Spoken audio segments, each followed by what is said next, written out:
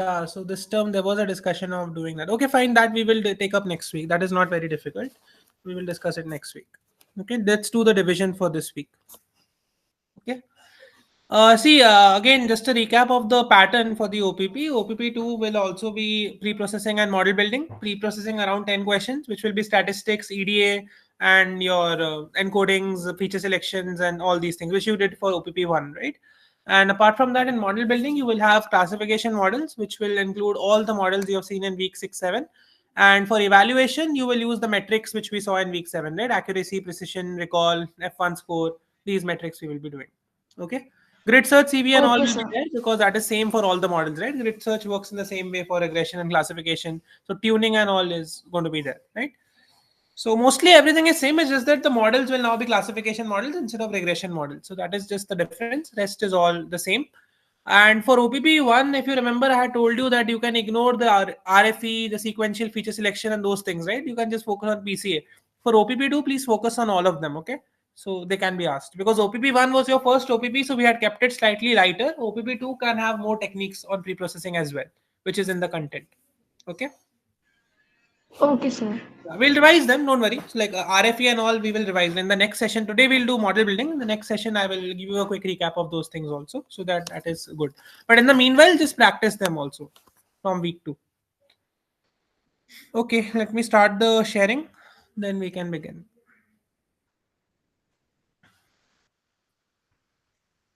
Just a minute.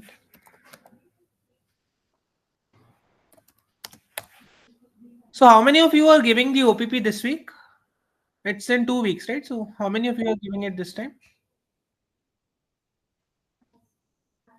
Okay, so most of you are giving it this time only. Fine. So for the revision sessions, what we will do is we will do both the revision sessions this week only. So those of you who have it next week also, you can attend these revision sessions and just prepare right now, right? So next week we'll continue with the content because that is actually the week 12, right? So week 11 and 12 we will cover next week, and then the end-term revision in the last week. Okay, sir. Yeah. Okay, so let's begin the session. I have opened the collab. I will share the collab link with you right now so that you can also code with me. That will make things easier. We'll use a very simple data set today, that is Iris, just because this is just a model building practice, right? So we'll just practice how to build the models, how to evaluate them, and how to tune them. That is what we'll focus on for today. Pre-processing, we will revise in the next session. And for the TA sessions as well, we will cover pre-processing and those things. They will also be covering. So that is also there.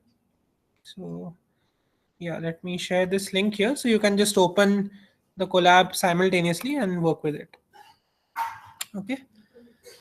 All right, so let's begin. So let's first start. And again, these things are going to be quite easy because you have already seen these in your previous weeks. So I would want you to be active and just help me complete the code as well so that you can also get a good revision, right? So let's begin. So firstly, what we'll do is Iris is just a data set in sklearn, right? So we are just going to load it directly. There is nothing to be done in that. So let's just simply load this data set. So can anyone tell me where is the Iris found? What is the library from where we have to load it? From Askelon.datasets. Yes, right. So sklearn dot datasets import load iris, right? Import load Yeah. iris. For the exam, it will be a CSV only, so you'll just do pd.read CSV, but these things can come in your end term, right? So it's good to revise these as well. Okay. Then let's do dataset is equal to load iris, right? Load iris. So now we have created this data set. And as you already know, this is not a data frame, right? It's a bunch because we have directly loaded it. So if you see this data set, it's a bunch object. So what I'll do is I'll simply extract X and Y. Let me not go into too much of pandas. I can just simply extract the X, the data and the label, and that will actually give me everything.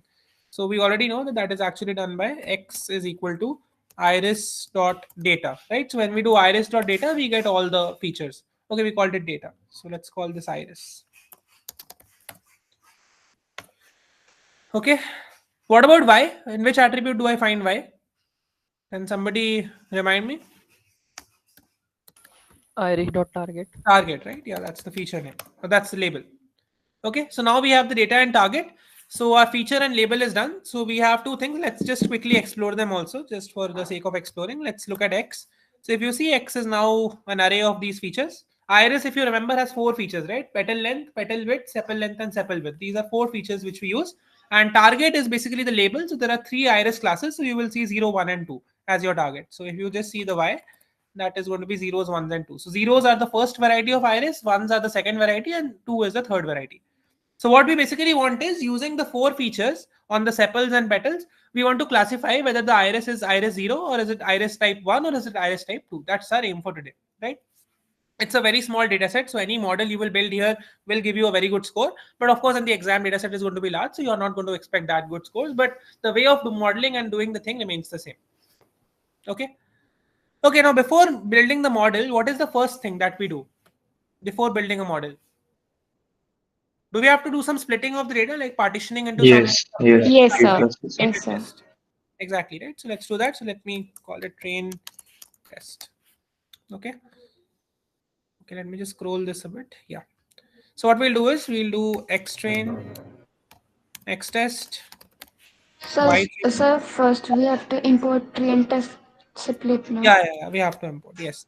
Sorry, I forgot that. So from sklearn dot, where is it found? Model selection, right? Model selection. Yes. So model selection, import train test split. Yeah. So now we have this. So what we'll do is we'll do train test split. Of Let's keep 20% testing, maybe 25%. So let's say test size is equal So to. here first we have to give Yeah, variables I'm now giving that. x. I'm giving that. Yes. I'm Okay. giving that. I was just setting this S size first. hmm. Actually, I wanted to ask one question based on that. So yeah. So this is what I've done. So when I do this, that means that I will keep 25% of my data for testing, right? Is there Hmm. any other way I can write this? Is there any other way to do this? Like keep 25% data Train for size train size, right? So basically, you can uh, also do it like this. This is also fine. So when you do it like this, train train size size equal to 75%. 75. Yeah. So both of these are same, okay? Same ways Yeah. of doing it. Of course, you need to keep a random state here, just like you had in OPP1. 42 Yeah. So let's keep it 0 for now. 0. Okay. So let's just see what we have done. So let's do xtrain dot shape and xtest dot shape, right? Test dot shape. Right, so we have 75% of 150 is 112, so that is there in training, and 38 is the 25% that is there in testing. So our splitting is done. Okay, so now we can straight away go into model building. So let's go to model building. So what we'll do is there are, see, in classification, there are multiple models that you should prepare with. I'll not show all of them today because they all are the same only. The way you code them is same. The important ones, if you ask me, these are the ones you should definitely focus on. One is KNN, one is logistic, right? This is very important, logistic regression. One is your decision tree. Then you have the forest, random forest, and the boosting, right? ADA boost and gradient boost. So ADA and grad boost. Most of these in the regression also we saw the same variations, right? Instead of linear regression, now you have logistic. KNN was there in regression as well. Tree, forest, and boosting were also there in regression. So same models. There is no change that we are doing. It's just that we are using the classification variant of those models. Another one that you have to focus on is SVM. So SVM is a new thing that also is quite important. And of course, if you remember, we had built a simple neural network as well, right? In OPP1, the MLP, multi-layered perceptron. So that also you can be asked, right? So keep a track of these ones. Perceptron is also there, but logistic and perceptron are mostly similar, so not much of a difference. So if you know one, you can answer the second one as well. But these things are quite important, especially SVM, then boosting, okay, KNN. These are models which are very crucial. So you have to practice them. Okay. So let's build up these models one by one. So this is just a list for you. So just you can refer it sometime. Let's build them one by one. Let's begin with logistic regression. Okay. Logistic regression. So what we'll do is we'll try some of these models today, like 3, 4 of them we'll try. We will do model building, we'll do some tuning for some of them, and then we will do the evaluation with different metrics, right? So that you get a comprehensive idea of how to do each and everything. Okay. So let's start with logistic regression. So can somebody tell me where do I import it from? What is the library? From sklearn dot model selection. Model selection. Linear model. Linear model, right? So logistic is also a part of linear model. It's a regression model, right? So the name is regression. So just remember it like this: any model which has the name regression, that is there in linear model. Okay, because they use a WX plus B. Those formats are used, right? That's why it's in the Okay, linear sir. model. Yeah. So anyway, you will have these. This sheet will be there, right, for the libraries. So that will be there. But still, it's good to remember.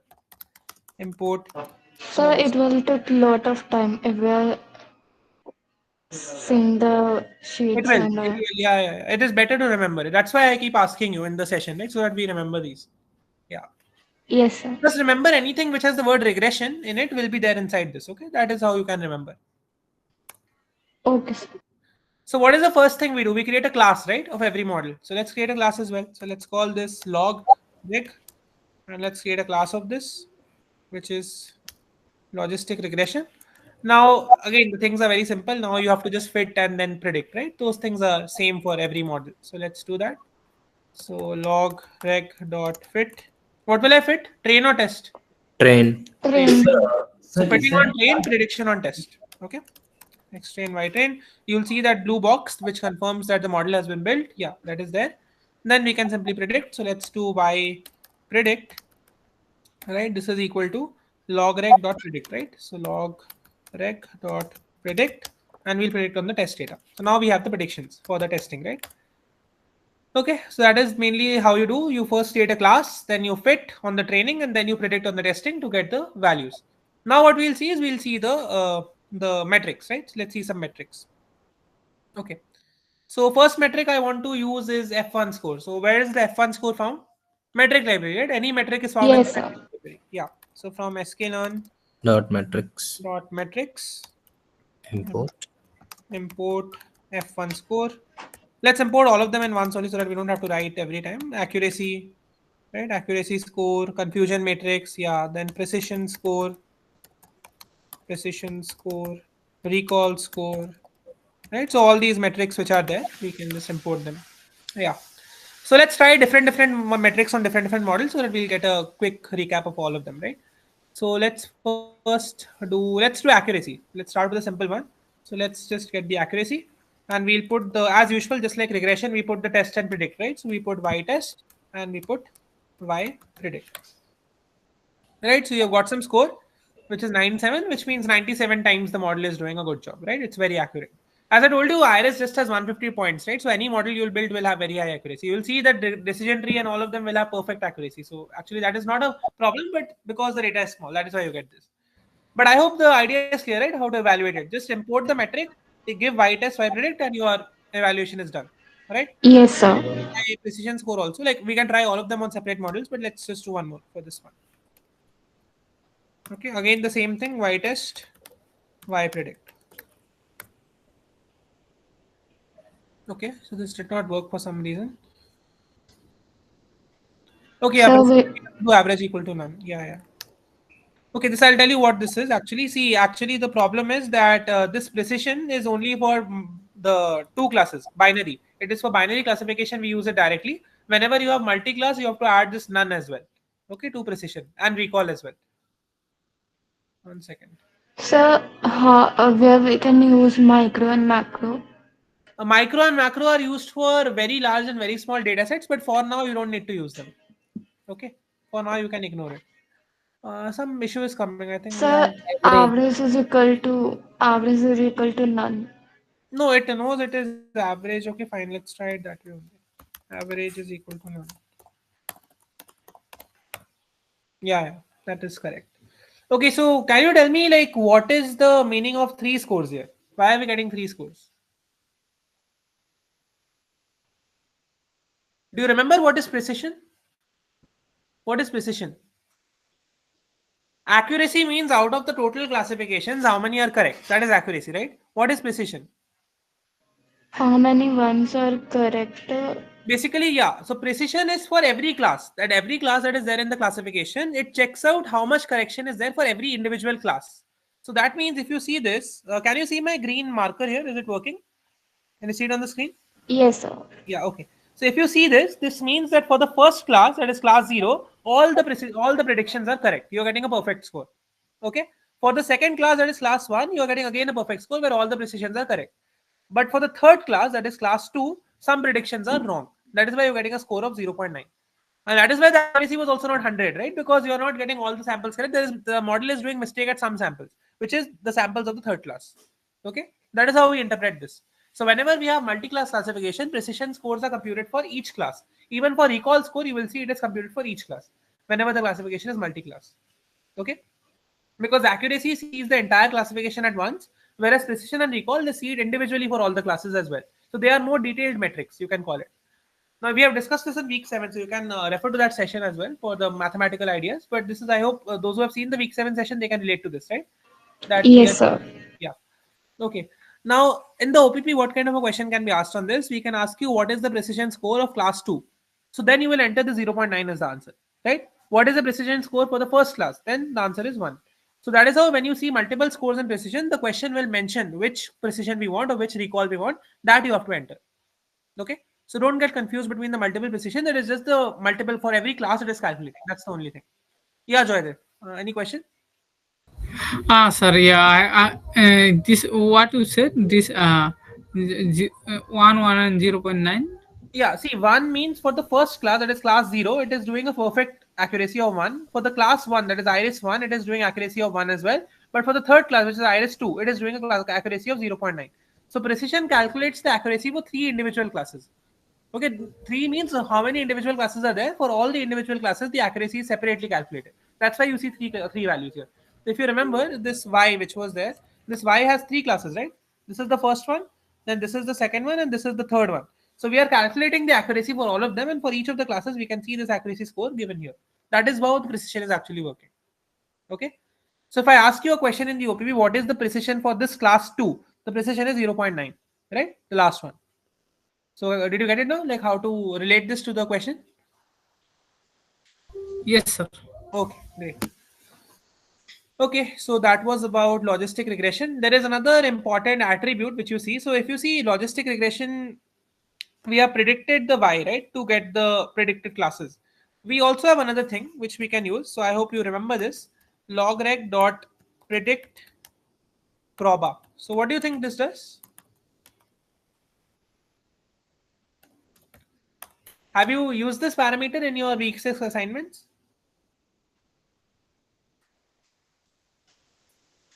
So what this actually does is it predicts the probability of each point belonging to every class. So can you tell me which class does the first point belong to by looking at this first array? Third class. No, these are e's. These are 10 to the power minus somethings. Oh, it's First class, right? This is the closest to 0, the smallest one.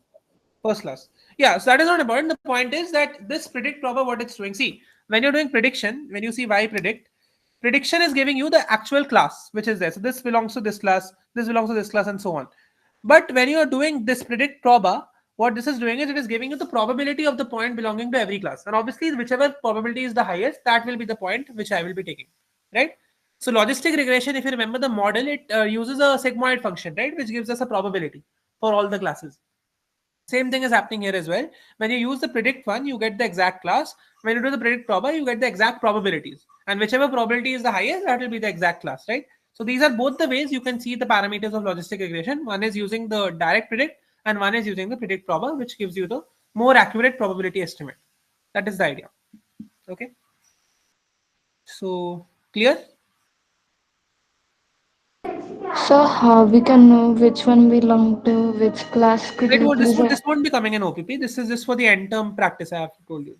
In the OPP, like these numbers are very big, so you won't be able to identify. It will be confusing, right? So it won't be coming in the OPP. Okay, sir. Yeah, yeah. The predict proper part you can ignore because the thing is, see, if a question comes, then you have to see whichever number is highest. Of course, there are these e's and all here which make it confusing. But if the numbers are small, let's say for example, it gives you this, right, 0.1, 0.9, and 0.1. So obviously we know this is the class, right, which is the highest. So that you Yes, have sir. yeah, that much. This you don't have to like work with these difficult numbers. If anything it does come, it will be of very straightforward number. You just need to know that predict proba gives you the probability of the point for every class, and whichever class has that highest probability, that is the class which I want to go with. Okay, that's the idea. Okay, sir. Yeah. So that Sir, is it for logistic. Any questions? sir, Yeah. sir, sir, the probability in the range of 0 to 1, na? Yes, yes. It is. This is also in the range of 0 to 1 only. It's because this e is given. It's a very small number actually. 10 to the power minus 3, like this it is. It's a very small number. That you can see this e, right? This means the number is between 0 and 1. Very Oh, small. okay. Okay. Yeah, yeah. These are not 9 or 2 or 5. These are 10 to the power something, which is 0 to 1 only in the range.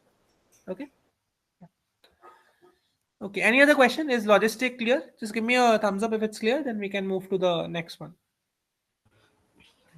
Sir, the Okay. main problem is for the grid search CV using the logistic regression and SVM. Yeah, I will demonstrate grid search with SVM and random forest because those are more involved. So that will make you clear with it, how it Yeah, works. yeah, Okay? sure. Yeah, we'll do that. So in the beginning, I'm just doing the 2 or 3 easier models, and I'll take the complex ones with the grid search. Okay. Okay, let's see KNN now. Let's go to KNN. So KNN is very simple. So let's quickly get over with it, and then we can go to SVM and we can see the grid search. Okay. So let's go to KNN. So KNN is very simple. Can you tell me where it is belonging? It's the same as regression, right? Same code. Code won't change. Yeah. Just you have to import the classifier. Yeah. Where is it belonging? From sklearn dot neighbors, right? Neighbors. Neighbors. Sklearn dot neighbors import Import. k neighbors classifier. So earlier we were doing k neighbors regressor. Now we'll do classifier.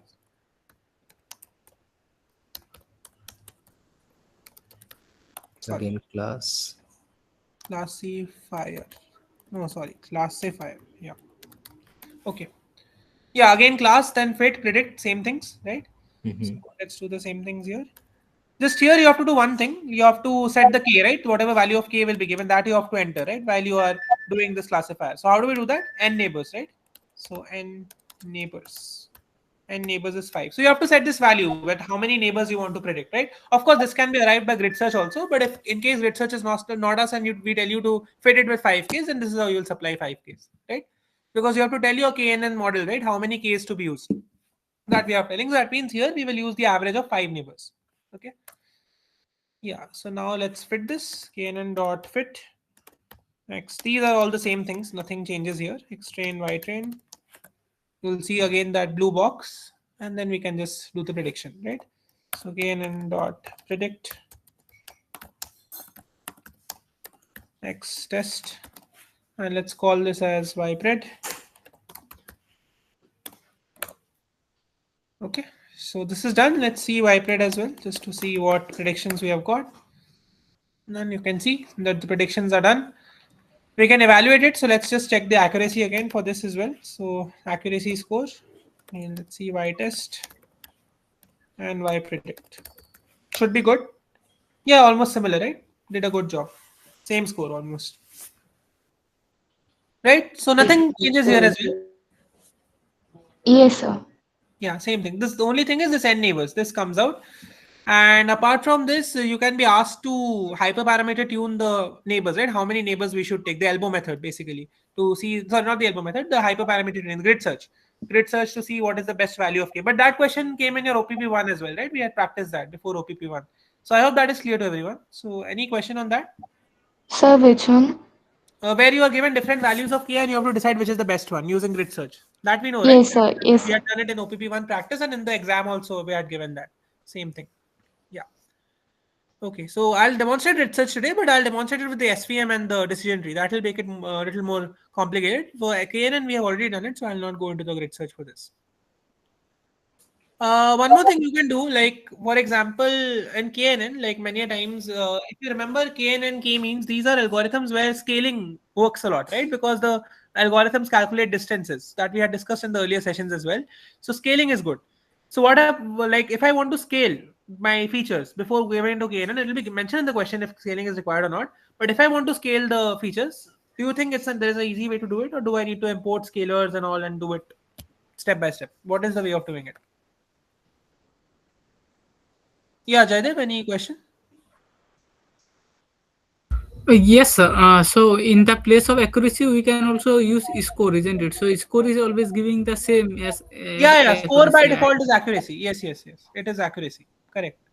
Just like for regression, Okay. you had an option of importing R2 score as well as doing model.score, right? Same thing for classification. You can do model.score or you can do the accuracy score. Gives you the same thing. Okay.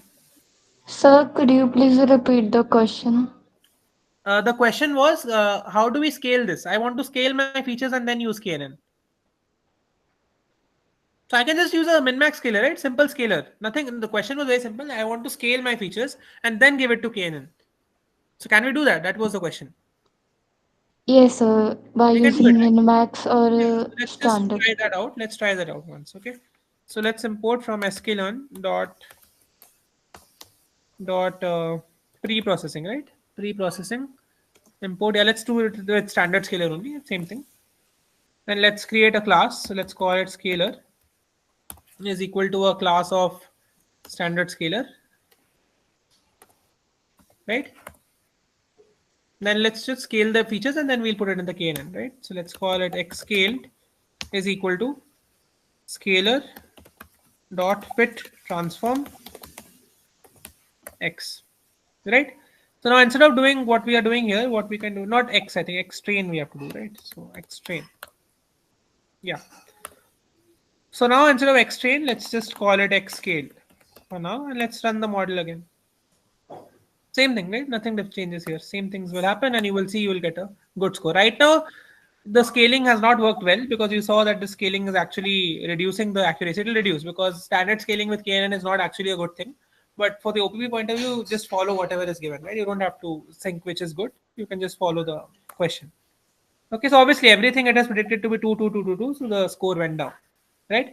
But my objective here was that if you have to scale, pre-process the features and give it to the model, that is also possible, right? We can just simply use a preprocessor, which is like a standard scaler or a min-max scaler. We can first do the scaling of the features, and then we can just apply that scaling of the features and build the model on it and save it out, right? Same thing. Any question on this? This is the same as what we used to do earlier, nothing new. I just wanted to demonstrate the scaling part once. So I hope you are clear with this, right? Yes, sir. Yeah, okay. Okay, KNN, any questions? If you're clear with KNN, we can move into SVM after this. Yes, sir.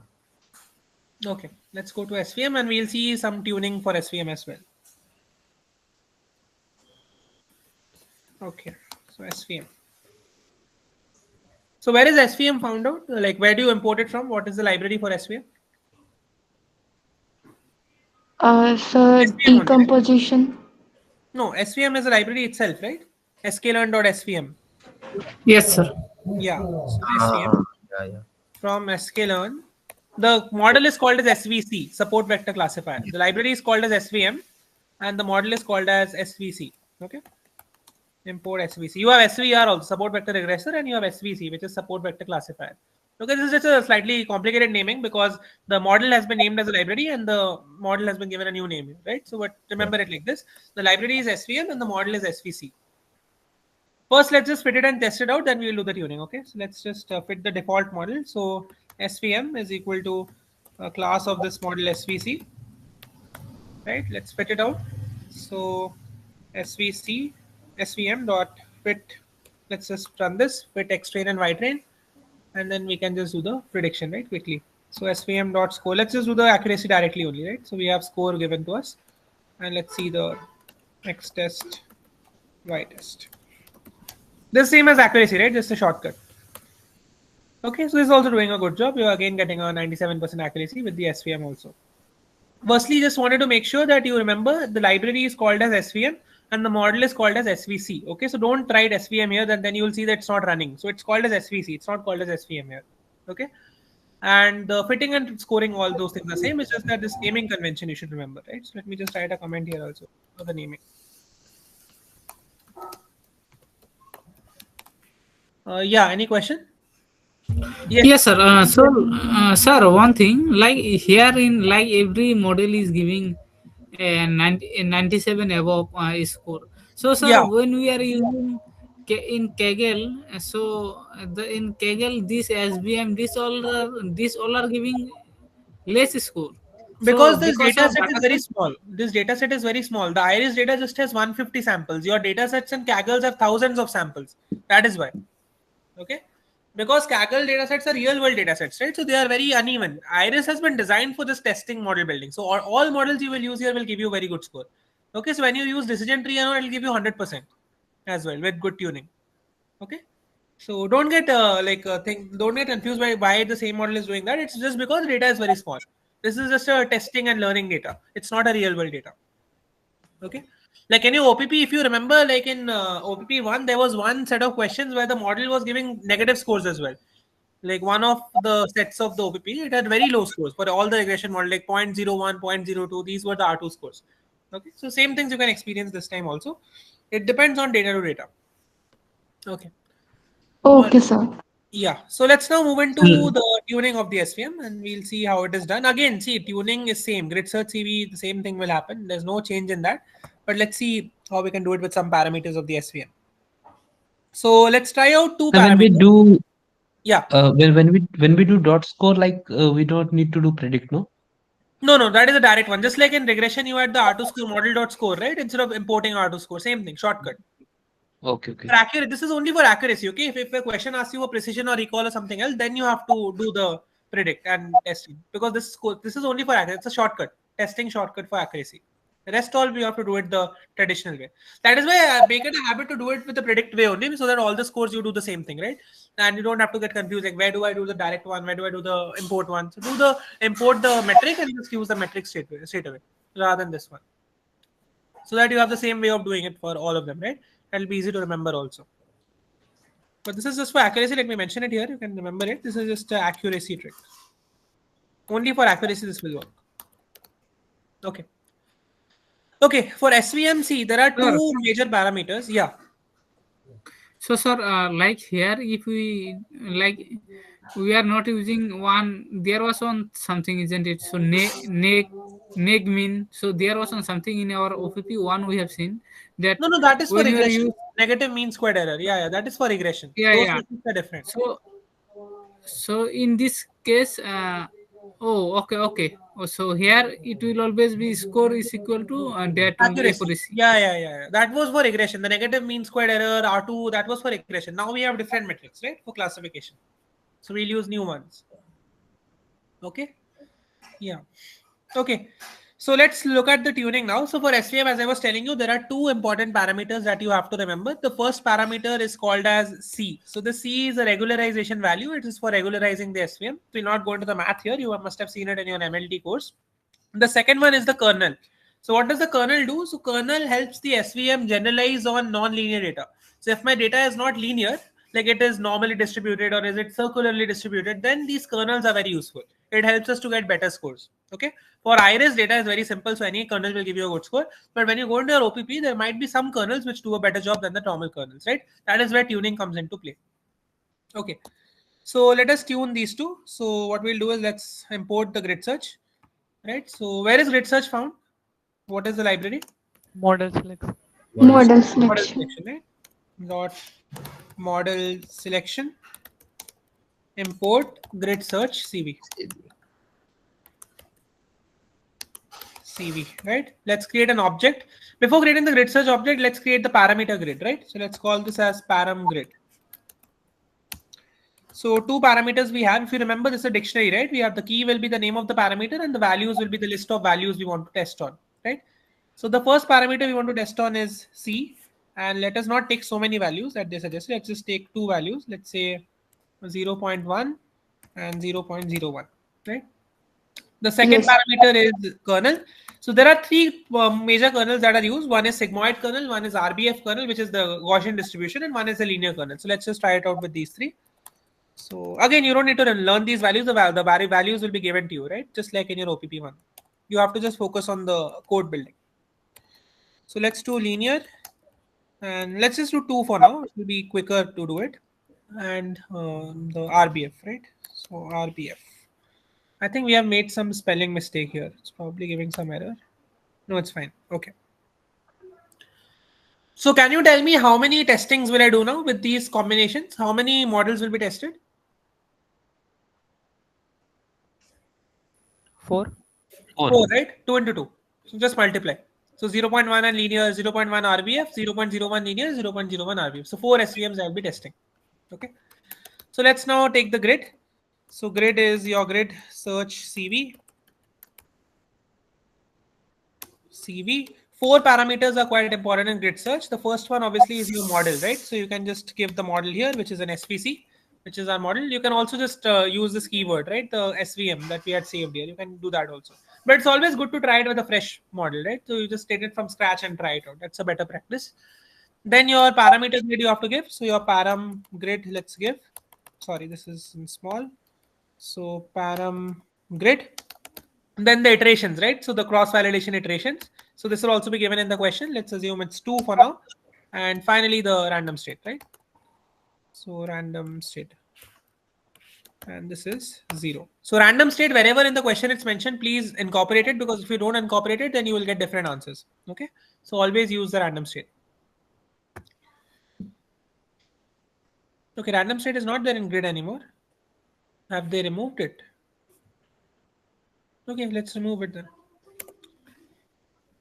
Actually, the documentation keeps getting updated, so sometimes some parameters and all they shift and swap each other out. So that creates some confusion. They have removed it from grid search. Okay, that's a good thing actually. We don't have to track it out. Okay, now what we can do is we can just fit the grid, right? Fit and predict with the grid. Same things. So now just assume that your model is resting inside this grid, and you have to just do the fitting and predictions with this grid.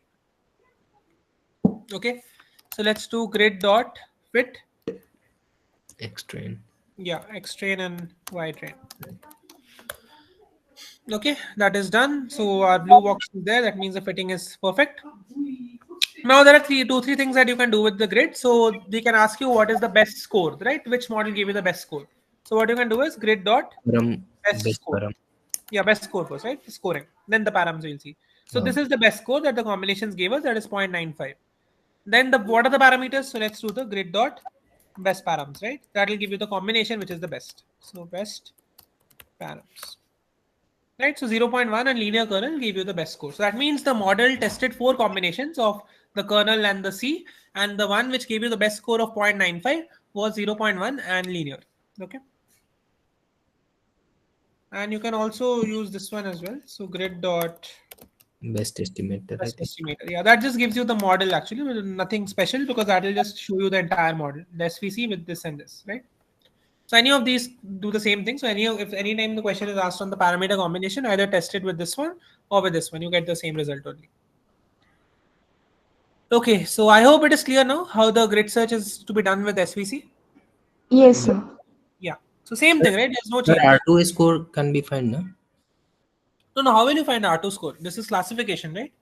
This is accuracy. The score that you can see here, this is accuracy. This is accuracy, not the R2 score. No, no, we can find, no? Yeah, yeah, you can find. This is the accuracy, you know, the best score. This is the accuracy which you got. Yeah, yeah. Okay. Yeah. So the same thing is the score is still the same. Like in regression, also you had score, here also you have score. There it was the R2 score. Now we have the accuracy score, right? Rest is same. Okay. Okay, so clear with SVM, like any questions? No.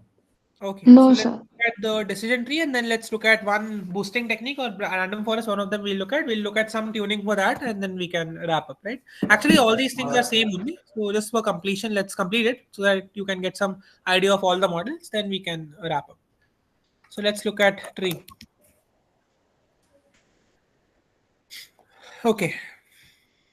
So decision tree, let's do. So we'll do from sklearn dot tree import decision tree classifier. Same things we'll do. We'll create a class. We'll fit, predict. All the things are same. So let's do the tree is equal to decision tree classifier. Let's take up some parameters here, like some parameters for the tree. Like one parameter, if you remember, was this min sample split, right? Min sample split. So let's set this up to 2, right? Then there was one parameter which was min sample sleeve. So these are some parameters. I'm just trying to show you that you can be given different parameter combinations. It's just that whatever is given in the question, just put it up when you're building the model, right? If nothing is given, use the default one. If something is given, then you use that something and build the model with that, right? Let's take this 2 as well. Okay, now let's fit the tree. So tree dot fit x train, y train, and let's look at the accuracy as well. And first we have to predict, right? So y predict is equal to tree dot predict x test. Right, so you got a accuracy of 94 with this parameter combination. Let's just see if we use the default one. Let's see if it does a better job. Okay, so now that I've removed those customized parameters, it means I'm using the default parameters, right? So if nothing is given in the question, that means your parameters are default. Whatever is given, just copy paste it in your code. Rest is the same, right? Nothing to worry about. Yeah, this is giving the 97, right? So that means the default parameter combination is better than the one that was given in the question, right? That's the conclusion. Okay, that is it for tree. Like for tree, you can see some of the attributes also. One is, I think, the feature importance that you can see. So these are called as, yeah, feature importances. Can somebody remind me, like, what does this do? We had seen it in OPP one as well. What does this one do? There was a question on this in the OPP as well. What does this parameter feature importances do? It indicates feature weights which contributes to the final prediction. Yeah, so basically, out of the four features, it will tell me which feature is the most important, right? In the prediction. That is what it tells. So when you see these values, can you tell me which feature is the most important? Fourth Light. one, right? Yeah. So that is the petal length. So the last feature is the petal length. That means the petal length of the iris is most important for the tree to classify the iris, right? That is the conclusion. Okay. So feature importances is something which is very useful from the decision tree. It tells us actually which features are contributing, and it just helps us in selecting features as well. Okay. So that's why this is one important parameter. So this you can remember. So I'll just star it here so you can just focus on this. Yeah. Okay, that was it about tree. So any questions on decision tree? Pretty basic. Will you do what? Will you do Uh, random forest? no, no, no. Means grid search CV or like We'll do that. it on random forest. Not in this. You want me to do it in this? I can do that, but it's the same thing, right? Whatever we did earlier, same things we'll do. Instead of doing the other things, we'll now fit it for this. We'll take different values of min sample split and leaf and do the grid search. It'll be the same thing. Sir, the main confusing one is the make the param grid. I'm Where are you like in param grid? Which part are you getting into? Did you understand this one, which we yeah, previous? yeah, yeah. This one, but in every sample, no, Mhm. the param grid is the most confusing for me. Okay, let's see it for random forest. That I'll make it a little more complicated in that. Okay, then you will understand how to do that. Okay. Yeah. Yeah. So for tree, is there any important feature or This one is important. The logistic regression you had to predict Choba, that was important. Here you have this feature importances. This one is important. Rest is the parameters, right? The parameters will be given or you will ask to tune them. Rest nothing is important. Like you don't have to memorize the attributes. That you don't need. This one you should know what this one does. Because in OPP one also we had given a question on this one. Okay, because this yes, actually helps you to select the features, right? You can eliminate this feature because this feature has very less probability. This one also is very less. So you can actually eliminate them. Only these two are making a difference, right? So this is actually a feature selection method. so here if they asked which value, then like Which a value? variable name, Yeah, in something like. the that you will know, right? Because in the data you will have the CSV file, right? So you will have the feature name given for you. Here in the iris, I did not load the feature names, but in the exam you will have the CSV, right? So if this value, the fourth column is the highest, that means you can go to your CSV and see the fourth column, right? Which is the fourth column. That will be your answer. Okay, sir. Okay. So you'll just do the df dot head and you'll see which is the fourth column in the head, right? And that will be your answer. Okay. Okay, sir. Yeah. Okay, let's go to you're comfortable with tree, right? Everyone? Any question on tree? No, Like, sir. can we go to the next one? Yeah. Okay. Sir, Yeah. Yes. yeah, building the tree diagram is important. No, no, no, not for OPP. Not important. Okay, Okay, that is using that plot tree, right? Plot tree method. So that is not right. important. Yeah, yeah, that you can ignore. Because in OPP, we will not ask you anything on the diagram, right? It'll all be entering the answer in the portal, right? So that diagram does not make importance, right? Yeah. Okay. So let's go to the next one. That is random forest. Again, for bagging, the add a boost and all, same things will be used. So we will demonstrate it with random forest, right? Same things you can use for boosting. Okay, so let's go to random forest. So where is this random forest found out? Which is the library for it? Ensemble. Ensemble, right? Ensemble learning. Yes. So from sklearn dot ensemble import random forest classifier.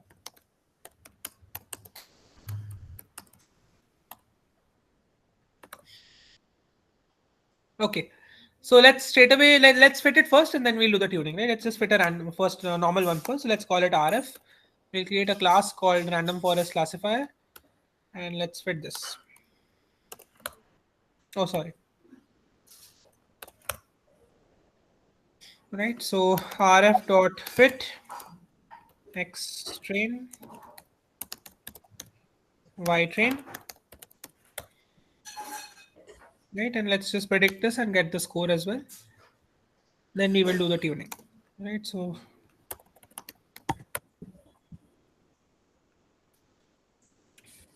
then you do, sorry, accuracy score.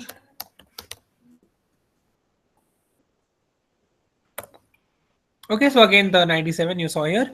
So this is the simple random forest, but again the fitting and all is same. Now let's try the tuning, right? So for tuning in random forest, actually there are many parameters that you can tune, but you don't have to remember any of them because it will be given to you in the question. So let's assume we are going to tune, let's say 3 parameters for now. So these 3 parameters can be, what can we take? Yeah, let's take n estimators, the first one.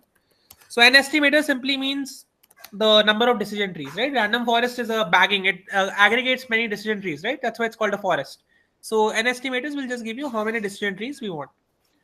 Another one can be the max depth, right? Then again, the trees. The trees in itself can have the max depth, min sample split. All those parameters will also be there. And one more you can take up as the criterion. Yeah, this is also one. Pardon, sir, you told the end estimators in the random forest. Just explain once again. Yeah, an estimator. See, random forest is what it is, a collection of decision trees, right? It collects many decision trees and then it does an averaging. So an estimator means how many decision trees I want to use inside the forest. Okay. Yeah, so like for example, if I say an estimator is 20, that means I'm using 20 different decision trees and my final score will be the average of the 20 predictions of the decision trees. Okay, that is the one. Okay. Yeah. So criterion also we can take. Criterion means a splitting criterion. There are two ones where you must have seen it in MLP. One is called Gini and one is called entropy. Right. So entropy is something which I think the DL people who've done DL will relate to, right? The cross entropy. It is Yes. just the loss function. Yeah. Again, for parameters, don't remember anything for now because whatever parameters will be you have to tune, it will be given in the question. Because in OPP1 you saw, right? All the questions had the parameters. You just have to convert it into code. Okay. So don't remember any parameter. That is not important. It will be given. You have to remember the way of doing the hyperparameter tuning. That is important. Okay. So let's create a parameter grid. We have already imported grid search earlier. So let's just straight away start with param grid. So param grid. So dictionary, the first key will be what? N estimators, right? So N estimators. And let's take two values for each because otherwise it will become a little slower to run. So let's say, let's take 20 and 50. Okay. So 20 trees and 50 trees. Then we can take max depth, right? So max depth, again, all these will be strings, right? Because it's a dictionary. Yes. Yeah. So max depth, let's say 3 for this. Let's say 2, 3, and 5. And finally, let's take criterion. So this one. And this will be strings, right? 2 strings, that is Gini and entropy. These are only the 2 possible values actually for this. There are no other possible values for this. This depth is the level, number of levels. Right? Yeah, level. How deep will we want the tree to fit, right? Level, yes. So this is the shallowest tree and this is the deepest tree. This one. Okay. Yeah. Okay, so this is about the param grid. So now we can straight away fit a grid search, right? So let's create the grid. So let's call it grid. That will be a grid search CV object. Again, in grid search, 4 parameters, 3. Now, random state is not there anymore in grid search. So 3 parameters matter. One is the name of the model. So name of the model will be your random forest, right? So random forest classifier. Second thing is your param grid, which we have already coded here. So we can just copy this param grid and put it here. So this is the one. And third is iterations, which is the cross validation number of iterations. That will again be given in the question. Generally, we do 4, 5. That is the standard one. But question, whatever is given in the question, you have to follow. Let's say 3, right? Let's follow 3 for now. So grid search is ready. So let's just. If CV is not given, then we should put it. Then you can ignore it. Yeah. If it's not given, just ignore it. So you just do it like this. Okay. So for every, like this is for every question I'm telling, if any parameter value, even if it's a common one, if it's not given, go with the default. Like for example, in KNN, we don't give n neighbors. Like see this KNN we have, n neighbors is something which we want, right? We need to know how many neighbors we want to do the prediction on. But suppose we don't give n neighbors, then just to ignore it. Just go with KNN classifier and whatever by default it is there, it will automatically run by default. Okay. Yeah. So only take those parameters which will be mentioned in the question. Okay. So we can now fit this grid. So let's do grid dot fit x train y train. Okay. This will be slightly slow because it is doing 2 into the 6 into 12 combinations, right? So again, these values are quite small. That's why it's fast. But generally in random forest in your exam, if you see more combination, it might be slow. Because I think in OPP1 also in one of the grid search, it took some 1.5 minutes, right? One search was quite slow. In the ADA boost, I think that was quite slow. Adabus was Yeah. ADA boost was slow. So again, in the exam, it might be some random forest or ADA boost question. If it's there, it might be some little slow. So don't worry, it takes some time. In most cases, actually, the data set here is very small, right? The iris, so it is going to be very fast as it is. But when you use the exam data set, which will have some 1,000 rows, so 1,000, 2,000 rows, so then it will be slow, slightly slower. Okay. So let's again do the same parameters. One is the score and one is the params, right? So two things. The score will give us the idea of which combination gives us the best accuracy score, and the params will give us the parameter combination, right? So let's do both of them. Let's first do the score. So grid dot best score. So 96 is the best score, and let's see the parameter combinations that gives us this one. So we'll simply do best params, okay, instead of score now. So this is params. So criterion is entropy, depth is 2, estimators is 50. That means I want 50 decision trees with a depth of 2 each and with a criterion of entropy as a loss function to split them. Okay, that is the interpretation. Right. So yeah, that is it. Any questions on this? So now is it clear now? The random forest, the tuning part, is it okay now? Yeah. order of the parameters can be any. Yeah. Because it will evaluate all the combinations anyhow, right? So any order you can write. So if you even do this order, that is, let's say, first entropy and then Guinea, it does not matter. Because how it works is it takes up all the distinct combinations of these three, which will be 12 combinations, 2 into 3, 6 into 2, 12, right? Then it will evaluate all the 12 individually. So if you write Guinea What was first, the benefit? What was the benefit of that? Because we go to the random forest or without any grid search. yeah. So here, Here RF is that the same data set we are fitting. yes, We are getting 97%, right? yes. And after grid search also we are getting 97%, right? No, we got lower. Yeah, we got lower. Yeah. Yeah. That simply means that the default parameter combination is better in this case than the ones we have tried out. Okay. Okay, see, Then- actually there are two things. One thing is that suppose you have like the default criterion is entropy and default, no, let's ignore criterion. Let's say default n estimators is 200, right? So by default, this has worked with 200 estimators. Okay, by default. I'm not assuming it might be something else, but let's assume it has worked with 200. So with 200 estimators, it did a good job and it gave me a 97% score. Now I myself felt that 200 is not a very good value. Let me try smaller values. So I tried with two smaller values, but both of the smaller values gave me a bad score, which is 96, lesser score, right? Which means default is better. Same opposite can happen, but default one gives me 55 score. I do some tuning, I take some smaller or bigger values, and I suddenly get an 85 score or a 90 score, right? So both things can happen. Currently, what is happening, because the data is very small, the default model is doing a very good job on itself, right? So we don't even need tuning. But of course, in the exam, when you have bigger data, then tuning might help in some cases. But there is it no possible? guarantee that tuning will give you a better score because you are trying different combinations, right? Default might be the best one. So it might not work in many cases. Is it possible that the n estimators are giving 20 n estimators giving better result than 200? Yeah. It is possible. Yes. It is Okay. possible. It is based on the data set. Based on data. So like just I told in the first session also of MLP that everything that we do in the course, nothing is deterministic. Everything depends on the data. Right? So we cannot go on any conclusion that more estimators is better. No, less can be better also. Anything is possible. Okay. Yeah. So I don't know what the default value is. Like I think it is 20 only by 200. 200 is the default, right? Yeah. Okay. Yeah. Sorry. 200. Yes. 200 is the default. In the Kaggle also, because we are increasing if in the random forest we increase the n estimators, no, it gave 0.1, 0.2 more result than it. Yeah. It worked. It's all very deterministic. Yes. In the exam, generally what happens is the default, we take combination of parameters which slightly might be better, right? We will test the code first, right? Before giving. So that might give you a better score. But sometimes it might give you a worse score also. I think in this exam, the XGBoost score that you got was not that good with the tuning. Probably the normal one gave you a better score. Yeah. So that is very like it is no problem in that. It is very deterministic. It depends on the data set and the model in every instance. Okay, My question is that suppose I started with 200. Okay. When changing only from 200 to 300, a score improves. Then it is guaranteed that when we go from 300 to 400, No, no, Still it will increase. Is it no, not no, guaranteed? no, no, Okay. no guarantee. Like, see, 300 might be the best spot for it. When we go to 301, it might drastically decline. Something can happen, Okay. right? So very Okay. uncertain. Yeah, yeah, no Oh, certainty at all. okay. Okay. Okay. Yeah, yeah. Always uncertain. Okay. Yes, Fine. yes, always uncertain. Yeah. Okay, so that was about random forest. Same thing will be for XG boost also. So that sorry, not XG boost won't be coming. So for the ADA boost and gradient boost, the same things we can do.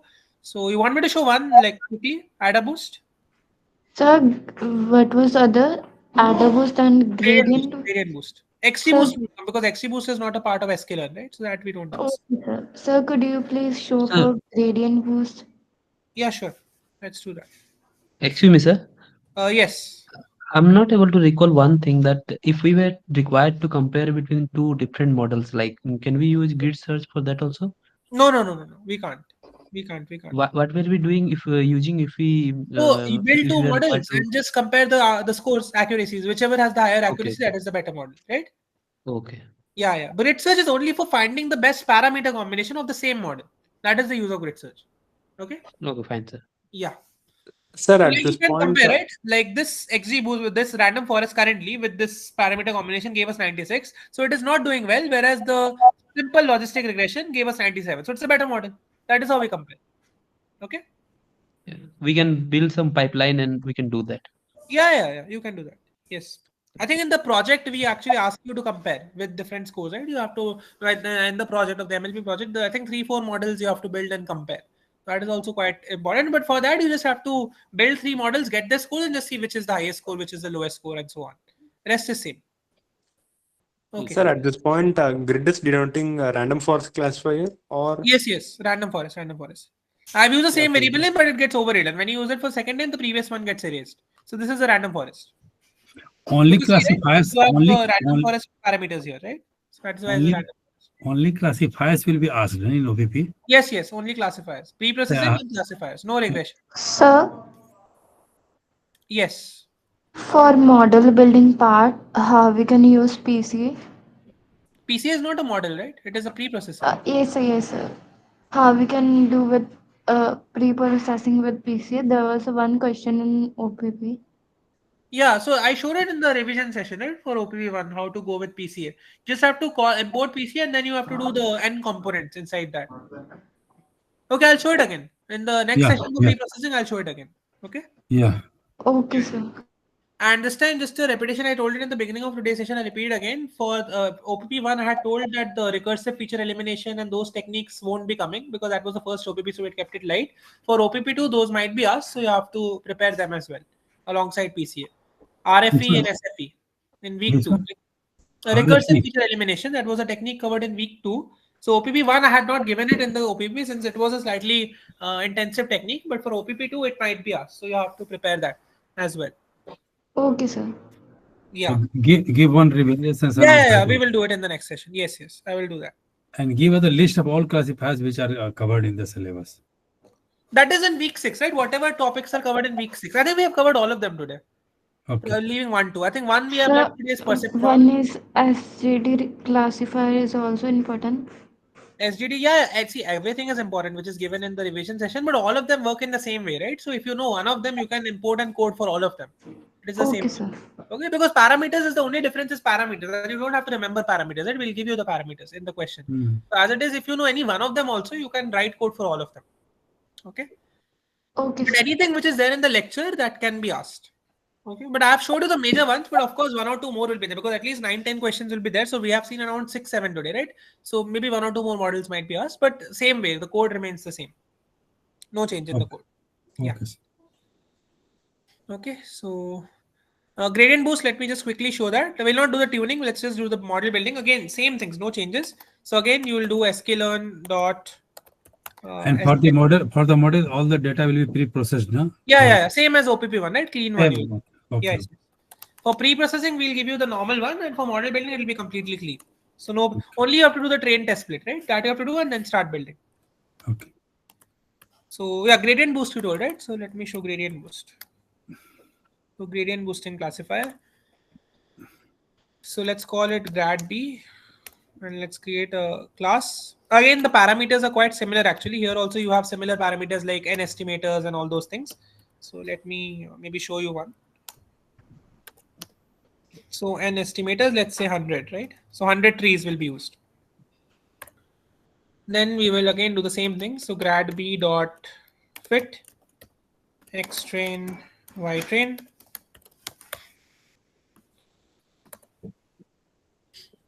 Again, this will also be slightly slower when you do the tuning for these things because these are heavier models, so it will take some time. So grad b dot predict x test.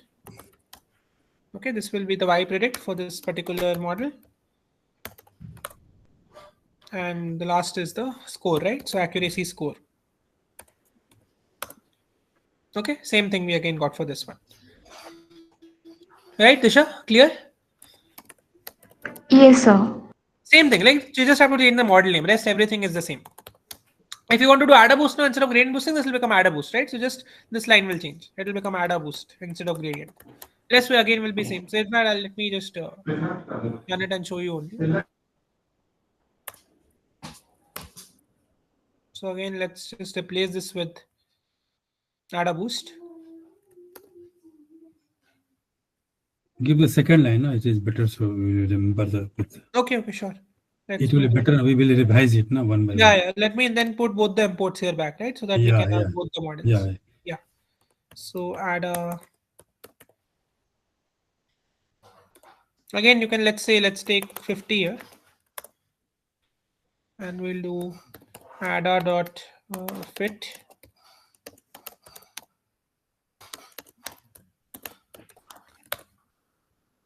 Okay, and let's do it ada dot predict.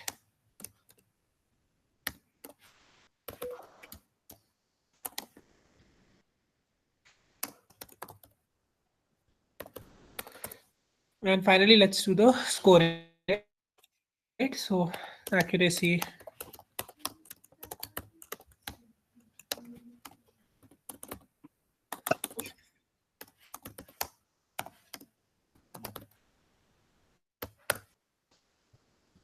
So this I think did a little bad, right? 94. So gradient gave a better job with 97. Okay, so let me just mention in the title also, we didn't boost and ADA boost. Yeah, this is how you compare, right? So you can see the ADA boost, default ADA boost gave us a better combination, whereas the default gradient, not default, we customized it a bit here, but this gradient boost was not that good, right? That's how you compare. Okay, so perceptron I'll not cover that. Again, same way that perceptron will also be built, so you can practice that. So perceptron you can practice yourself. Same things. Again, import, build a class, then fit, and then score. In classifiers, we do not transform anytime. No? Data we do not transform at all. No, not in the model. No transformation. Only fit. Fit and predict. No transform. I'll just share the collab link once again in the chat box so that you can open this and just practice the model building. Yeah. Please, yes. Yeah. Let me just share it. Okay, so I think that was it from my side for model building. If you have any questions, let's take them up, and otherwise we will meet again on Thursday with the pre-processing, right? Revision of that. Sir, you will be putting this in calendar also, no? Yeah, it will be there in calendar. Yes. Okay, fine.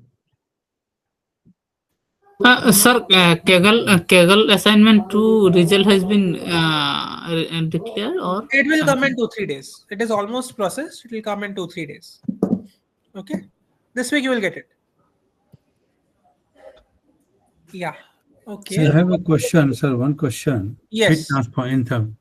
In what case actually I do not understand the fundamental behind the fit transform. I do everything by copying. See, fit transform means like suppose you are doing min-max scalar. Okay.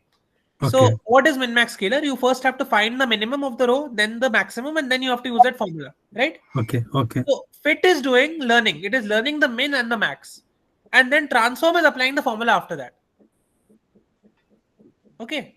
So you suppose I give you a column of numbers like 1, 2, 3, 4, 5. So the scalar does not know, right, which is the min, which is the max. It does not know 1 is the min and 5 is the max. So the fit part, it learns 1 is the min, 5 is the max.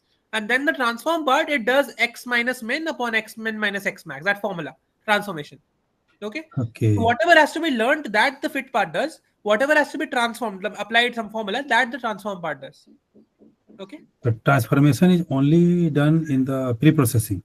Yes. Yes, in model building, you only learn parameters, right? You're not doing any formula on the data. You're just learning the parameters, the Okay. weights and whatever biases and all of that that we are learning, right? And So that is only fit, that always.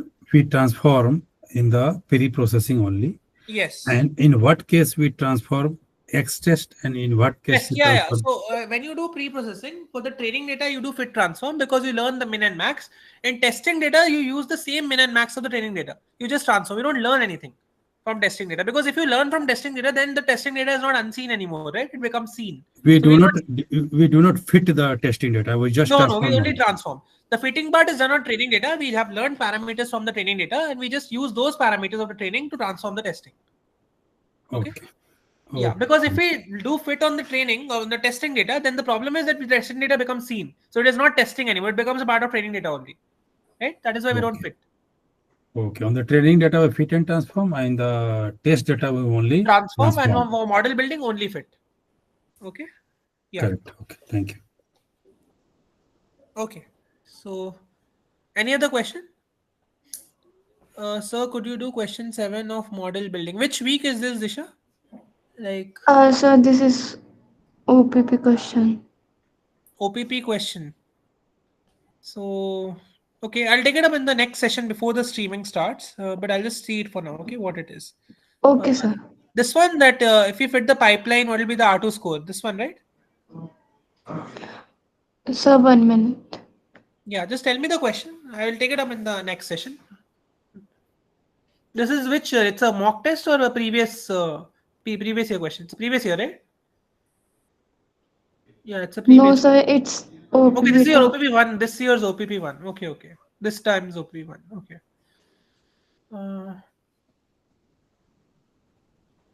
Yeah, sure. We'll solve it in the next. In this, you have to just do two things. You have to create a pipeline, and then you have to first build a PCA in that pipeline, and then you have to do a lasso regression after that. Okay, so you remember that, right? Well, the pipeline dot fit. You create a pipeline of tuples, right? This is on that only.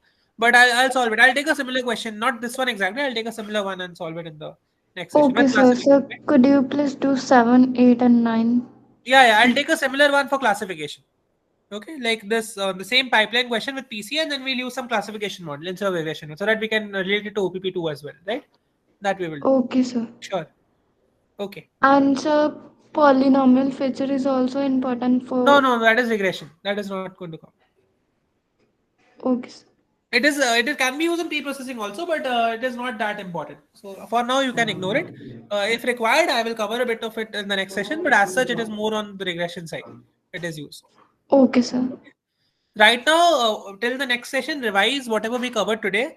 Revise all the other models which are there apart from what we covered. Like 1 or 2 more models might get left, so you cover that, like perceptron and all. And then practice your basic pre-processing which you did for OPP1. Whatever extra is required for pre-processing, we will revise in the next session and in the TA session as well. I'll tell the TAs as well for this week to cover the pre-processing.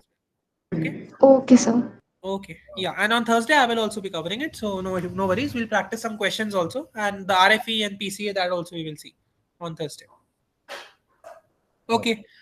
Okay, then. All the best. Yeah. Kailash, any question? Yeah, just a small doubt. What is stratify in train test split? Stratify. Yeah. Stratify simply means that when you are splitting in the training and testing data, if you do stratification, it helps you to pick up specific section of it. Like for example, with like exact value, I don't remember, but like if you want only 20% from the top to be the testing data, then you do stratification from the top. When you want only the 20% from the bottom to be testing, you do it from bottom. By default, it's random, right? It picks up random 20% of data and puts it in testing. Stratification helps us to take a specific section and put it in testing or training. Okay. Okay. But it's not very useful. It creates biases, so it is not very much used. We use the random one because we want randomly any data to be taken for testing, right? From it. We don't want any specific like from the top or from the bottom. Random is best always. So we do the normal one without it. Yes. OPP stratification will not be asked. No. We don't use it. It won't be asked. Yeah. In case anything is asked, like stratification is just a parameter in the way of doing it. So if in case it is asked, the parameters want to be given. So you just have to add it in your train test bed. But it won't be like stratification is not a useful technique. We're like not very useful nowadays. So we don't use it much. Okay. Yeah. Okay. So train test split, just focus on the normal one. Okay. That is important. Yeah. Okay. Okay, thank you, sir. Validation is also not required, no? No, not in the project. You will need it. For the OPP, you won't need it. Not Okay. required.